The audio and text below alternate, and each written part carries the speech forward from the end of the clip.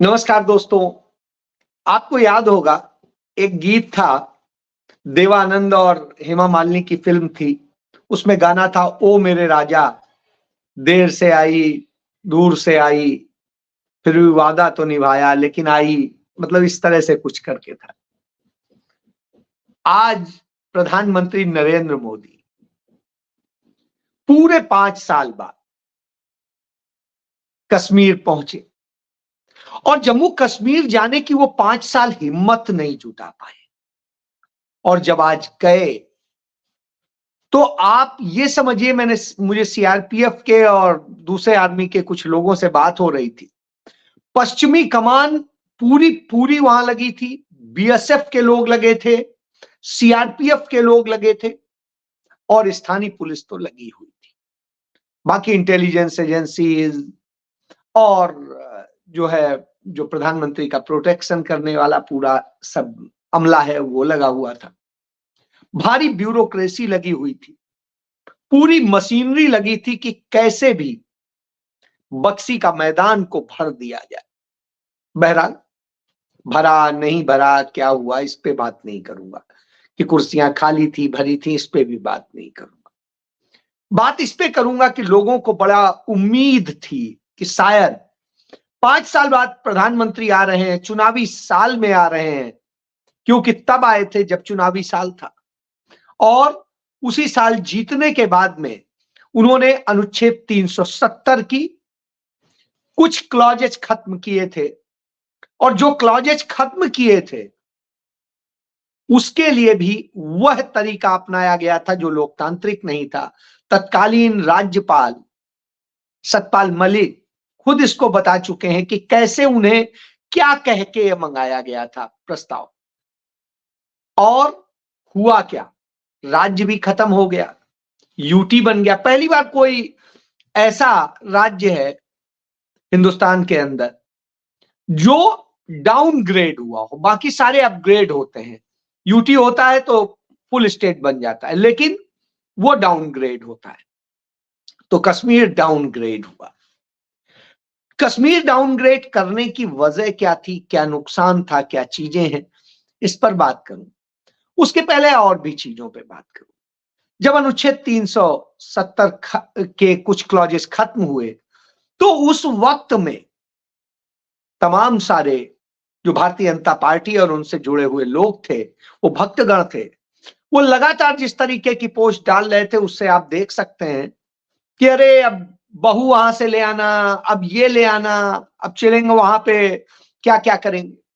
लेकिन मैंने पता किया वहां के सरकारी आंकड़ों के मुताबिक वहां पर जा करके यूपी बिहार और ये जहां के लोग जो हैं भक्तगण इतनी सारी पोस्ट डाल रहे थे कि जम्मू कश्मीर में जाके न जाने क्या कर लेंगे।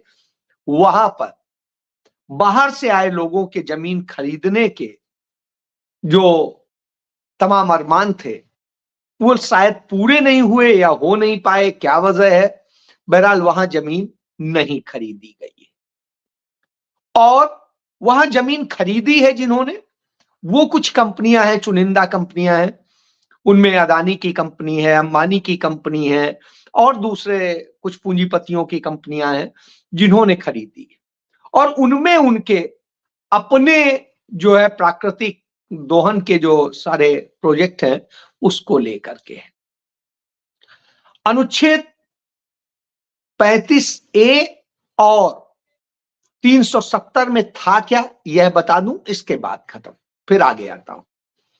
अनुच्छेद 35A में था कि कश्मीर के लोगों को अपने राज्य में नौकरियों में संरक्षण मिलेगा, जमीन, रहने, खाने और सब चीजों में कारोबार के लिए संरक्षण मिलेगा और वो वहां पर पूरी तरीके से कश्मीर और कश्मीरियत उन्हीं के पास होगी। स्वाभाविक सी बात है, उनका राज्य है, उनके पास होनी चाहिए। कहीं पर भी आज आप कोई राज्य करता है कि हमारे यहां इतने % नौकरियां सिर्फ हमारे राज्य के लोगों को मिलेंगी, कोई राज्य इसी तरीके से करता है कि हमारे यहां इस तरीके से, जैसे आप देखिए उत्तराखंड में बाहर का व्यक्ति जाकर के जमीन नहीं खरीद सकता है, उसके खरीदने के कुछ क्लॉजेज हैं, कुछ चीजें हैं उत्तराखंड में, कहां खरीद सकते हैं कहां नहीं खरीद सकते हैं। इसी तरीके से हिमाचल में जाकर के आप नहीं खरीद सकते हैं। इसी तरीके से नॉर्थ ईस्ट स्टेट जो है, नॉर्थ ईस्ट के स्टेट्स हैं, वहां आप जाकर के नहीं खरीद सकते हैं। इसी तरीके से असम में है और भी बहुत सारी जगह। तो इस तरह के तमाम सारे रूल्स है, तो वही उसमें कवर होते। दूसरा अनुच्छेद 370 था, उसमें चूंकि कश्मीर में अपने उन्होंने कानून बनाए थे और वो कानून आईपीसी से लगभग लगभग मिलते थे, और यह भी शर्त थी कि जहां पर वो मैच नहीं करेंगे या कहीं पर भी कश्मीर का कोई कानून भारत के कानून से कहीं पर भी डिफर करेगा या उसमें विरोधाभास होगा, तो उस स्थिति में भारत का कानून ही माना जाएगा।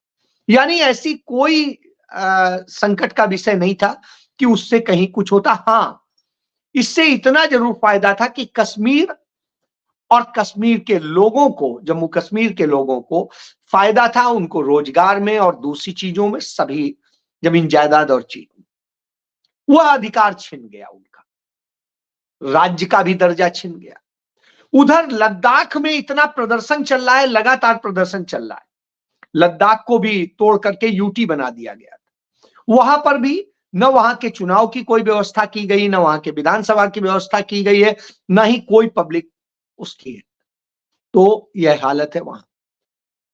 तो वहां पर इस तरह की स्थिति है। जम्मू कश्मीर में हम देख रहे हैं कि 2018 के बाद से वहां पर कोई सरकार नहीं, बगैर सरकार के चल रहा है, और सरकार कौन है? खुद वहां का राज्यपाल। और जिस तरीके से केंद्र में बैठी सरकार उसे गवर्न कर रही है, यूटी बनाने के बाद में वहां के ऑफिसर्स, वहां के लोगों को नौकरी और सब चीजों के बजाय ये बाहर से आए लोगों को सारे महत्वपूर्ण पदों पर काबिज कर दिया गया है। यानी वहां के लोगों का हक छीन लिया गया। आपसे आपके घर में आपका हक छीन लिया जाए तो आपको कैसा लगेगा? कमोबेश वही स्थिति आज जम्मू कश्मीर के लोगों की है। लेकिन मरता क्या न करता वाली स्टाइल में अब वहां के लोग कर क्या सकते हैं? इस पे उन्हें बड़ी उम्मीद थी कि आज 5 साल बाद प्रधानमंत्री यह हिम्मत दिखा पा रहे हैं कि वो इतनी भारी सुरक्षा के बाद में आ रहे हैं, तो निश्चित रूप से चुनावी साल है, कोई घोषणा करेंगे, कुछ उन्हें तोहफा देंगे, शायद राज्य वापस लौटा दे, शायद विधानसभा चुनाव की घोषणा कर दें, या और भी बहुत कुछ, और उनकी अपनी सरकार बने, उनका अपना सब कुछ चले। लेकिन वहां जो हुआ वो यह है कि हर कोई गोलगप्पे खा के आ गया। वही गोलगप्पे जो आप कल बिहार में खा रहे थे, पहले बंगाल में खा रहे थे, उसके पहले कहीं और खा रहे थे, कि वही परिवारवाद, वही भ्रष्टाचार, वही सारी बातें, उसके अलावा कुछ नहीं। यदि भाई भ्रष्टाचारी हैं तो गिरफ्तार करो, जेल में डालो, हवा में क्या बात करते हो? और यदि वो परिवार से कोई नुकसान हो, वहां की जनता ना चुने, किसी और ने तो नहीं कहा है, जनता ही चुनती है। जनता क्यों चुन रही? परिवारवादियों को जनता बाहर करे, तो जनता तो नहीं कर रही, जनता तो उन्हें वोट दे रही, जनता ने ही जिताया था। यदि वहां की आज 6 लोकसभा सीटों की बात करें तो 6 में स्थिति क्या है? 3 में एनसीपी है, सॉरी नेशनल कॉन्फ्रेंस है, और पीडीपी है, और भारतीय जनता पार्टी है, कांग्रेस। तो और है वहां कौन? अब जिनको आप परिवारवादी और सब कुछ कहते हैं, आपकी पार्टी की स्थिति क्या है? जितेंद्र सिंह जो आपके वहां से सांसद हैं, मंत्री हैं आपके साथ, उनका भी परिवार था, उनके पिताजी आरएसएस और बीजेपी के नेता थे, वो भी हैं। उसके अलावा भी और वहां पर बहुत सारे लोग। तो परिवारवाद का जब आप जिक्र करते हैं तो बड़ा अजीब सा लगता है। चलिए, आपने कश्मीर को, जम्मू कश्मीर को दिया क्या, यह बताइए। क्योंकि सामान्य तौर पे तब भी जो बजट मिलता था वो आज के समय से कोई कम नहीं होता था। आज जो बजट जा रहा है वो सुरक्षा बलों पे खर्च हो जा रहा है, वो तमाम दूसरी चीजों पे खर्च हो जा रहा है। और उसके बाद में जब से अनुच्छेद 370 के कुछ क्लॉजेस खत्म हुए हैं, तब से वहां पर कश्मीरी पंडित अधिक मारे गए। तमाम सारे घटनाएं ऐसी हुई जिनमें हमारे जवान इतने शहीद हुए जो भारत के इतिहास में कभी नहीं हुआ था।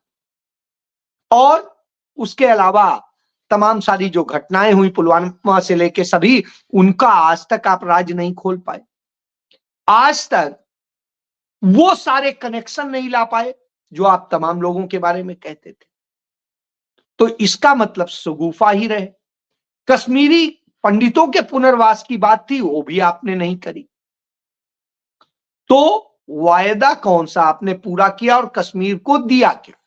दिया सिर्फ यह है कि चंद पूंजीपति जो आपके चहेते हैं, उनके हाथ में आपने कश्मीर सौंप दिया, वहां के प्रोजेक्ट सौंप दिए, वहां की सड़कें हों, वहां की रेल लाइनें हों, और सब चीजों के काम उन्हें दे करके उन्हें जिस तरह मुनाफा दिया, और वहां के स्थानीय लोगों की बजाय आपने इसमें बाहर के लोगों को किया, वहां के लोगों को पलायन करने के लिए मजबूर किया। 3 साल तक वहां पर इंटरनेट बैन रहा। पहले 2G भी बैन रहा 2 साल, उसके बाद में फिर 4G बैन रहा, 5G की तो स्थिति बनी नहीं पाई, और आज तक यह हालत है कि वहां पर कोई चीज ठीक नहीं। तो जो वायदे थे, दावे थे, सब कुछ था, वो सब कुछ सामने देख लिया। तो ये मोदी की गारंटियां होती, और जब मोदी की ये गारंटियां होती हैं तो साहब मोदी की गारंटी यानी जुमले की गारंटी, और वही जुमले की गारंटी आज वहां लोगों ने देख। लोगों को जिस तरीके से लाया गया या और विवश किया गया, और सारी चीजें शर्तें लगा दी गई थी वहां स्कूलों, कॉलेजों और सभी जगह कि अधिक से अधिक लोग लेके आने, सबकी जिम्मेदारी लगा दी गई थी, ऑफिसर्स की लगाई गई थी, कर्मचारियों की लगाई गई थी। तो आज सारे कर्मचारी, सारे वो सबको कह दिया गया था मोदी मोदी करना है। तब आप सोचिए यह हालत। इससे आप समझ सकते हैं कि मोदी को कितनी बड़ी वहां पर सफलता मिली और देश को क्या कहें। चलिए, उसके बाद में वो एक पहाड़ के सामने खड़े होकर के हाय हेलो जैसे करते हैं, वो कर रहे थे कि हाँ साहब, हम शंकराचार्य की जो हिल है उसको प्रणाम कर रहे हैं, शंकराचार्य के पहाड़ को प्रणाम कर रहे हैं, लेकिन शंकराचार्यों का अपमान होगा, इसकी गारंटी। और वो हमने राम मंदिर के प्राण प्रतिष्ठा कार्यक्रम में, जो भाजपा का था, उस कार्यक्रम में हमने देख लिया, आरएसएस भाजपा के उस कार्यक्रम में, कि किस तरीके से अपमान किया गया शंकराचार्यों का। तो यानी आप उसके भी नहीं हुए। अब इन सब के बाद में हम आते हैं कि तो फिर पूरा वायदा कहां हुआ? वायदा तो कहीं पूरा नहीं, क्योंकि जब हम फेहरिस्त उठाते हैं उनके संकल्प पत्र की, तो उसमें हम कहीं पर भी देखते हैं जो वायदे थे वो तो कोई पूरे नहीं होते। वायदा यही आप कह सकते हैं पूरा हो गया, 370 खत्म कर दिया, तो 370 भी नहीं खत्म किया, उसके कुछ क्लॉज खत्म हुए, किसी भी कानूनविद से पूछ लीजिएगा। और जब आप इसको ये चेक करेंगे कि किस तरीके से जो वायदा किया था कि मंदिर के निर्माण का, तो मंदिर का भी निर्माण सरकार ने नहीं कराया, सुप्रीम कोर्ट के ऑर्डर पर हुआ, और ट्रस्ट कर रहा है। और वो ट्रस्ट कैसे कर रहा है? हमारे आपके पैसे से कर रहा है। तो सरकार ने तो उसमें किया नहीं। सरकार ने एक चीज करी, घोटालेबाजों को छूट दी, जमीनों का धंधा करने वालों को छूट दी, और तमाम गुजराती पूंजीपतियों को अयोध्या की आधे से ज्यादा जमीन कब्जा करवा दी, उन्हें दिलवा दिए, और उन्हीं का धंधा चल रहा है। तो साहब ये हुआ, और उसमें अयोध्या के लोगों को उजाड़ा भी गया, और अयोध्या के लोगों को वाजिब रोजगार भी नहीं मिला। अब हम आगे आते हैं। रोजगार की जब बात आती है तो रोजगार देने में तो मोदी सरकार की स्थिति हम आप सब जानते हैं। फिर अभी हाल के दिनों में जब पिछले चुनाव थे विधानसभाओं के, तो प्रधानमंत्री नरेंद्र मोदी ने एक नया नारा दिया कि जातियां तो सिर्फ 2 होती हैं, गरीब और अमीर, बाकी कोई जाति नहीं होती।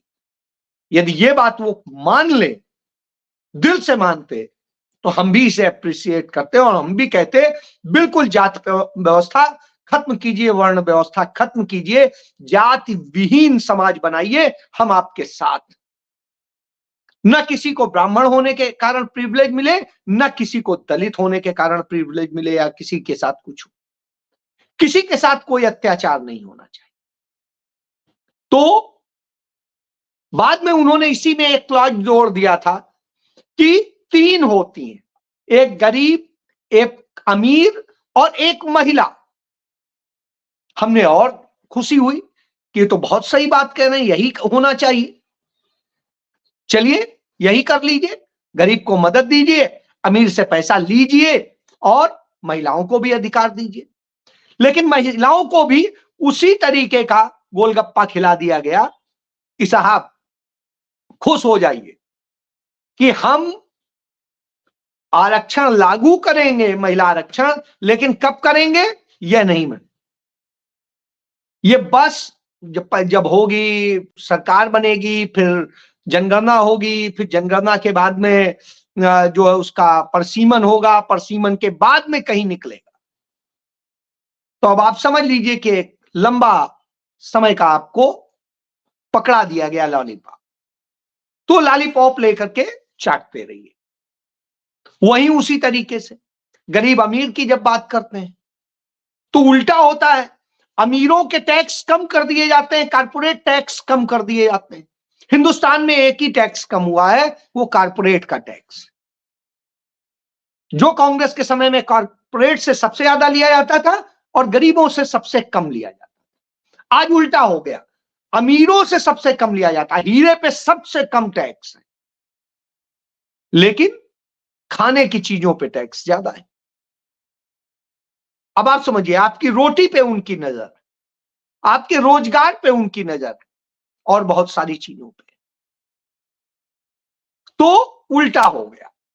फिर दूसरी तरफ गरीबों को देने के नाम पे क्या है, सब भिखारी बन के खड़े हो, देंगे, हक मांगोगे तो लाठी देंगे। तो इस रूल को अपनाया। इसका उदाहरण है कानपुर में, आप देखिए 5-6 दिन पहले 2 बच्चियां घाटमपुर थाना क्षेत्र में, वहां के जो भट्टा मालिक था, उन लोगों ने किस तरीके से उन नाबालिग बच्चियों के साथ में क्या क्या किया, जिसके कारण उन्हें पेड़ से लटकना पड़ा। और अब स्थिति हुई, वो इंसाफ के लिए उसका पिता लड़ रहा था, अब उसे भी पेड़ से लटकना पड़ा। अब आप समझ सकते हैं कि यह उत्तर प्रदेश का राम राज्य, यह राम राज्य है कि 9 साल की बच्ची पुंडुचेरी में, जहां भाजपा का आजकल शासन है, वहां पर शिकार हो जाती, जहां पे इस तरह की घटनाएं नहीं होती थी। तो जहां जहां भाजपा का शासन होता जा रहा है, इस तरह की घटनाएं होती जा रही। इसीलिए मैं कहता हूं, भाजपाइयों का हाथ बलात्कारियों के साथ। तो इस तरह की स्थिति होती है, तो उनका कमल कीचड़ में ही खिलता है। तो जहां कीचड़ करते हैं, गंदगी करते हैं, वही इसका साफ साफ दिखाई दे रहा है। अब जब आप रोजगार दे नहीं सकते, सब जगह जुमले देंगे, लॉलीपॉप देंगे, तो वही चल रहा है। तो गरीब के साथ ये किया, अमीर के साथ ये किया। ऐसी स्थिति में कौन बोलेगा? तो राहुल गांधी ने एक बड़ी चीज कही, मल्लिकार्जुन खड़गे ने बड़ी चीज कही। उन्होंने जाति व्यवस्था जो है, वर्ण व्यवस्था, उसको लेकर प्रहार किया। कहा कि जो है, हम उस सच से आंखें नहीं बंद कर सकते, इसलिए हम पीड़ित को न्याय दें और बड़े से टैक्स लें, इस सिस्टम को लागू करें। और इस सिस्टम के साथ में जो युवा रोजगार के लिए भटक रहे हैं, उनको भर्ती न्याय देने की जरूरत है, उन्हें रोजगार न्याय की देने की जरूरत है, और उस दिशा में काम करें। तो यही अंतर है दोनों, एक लॉलीपॉप देता है, एक वास्तविक जमीनी हकीकत से आपको वायदे देता है, गारंटी देता है। तो दोनों की गारंटियों में यह अंतर है, इस अंतर को समझने की जरूरत। और यही अंतर है, क्योंकि मोदी का तो आप परिवारवाद और भ्रष्टाचार का सब जुमले सुनते रहिए, होता कुछ नहीं है। तो सच को जानिए, सच बताना हमारा फर्ज है, वो बताएंगे।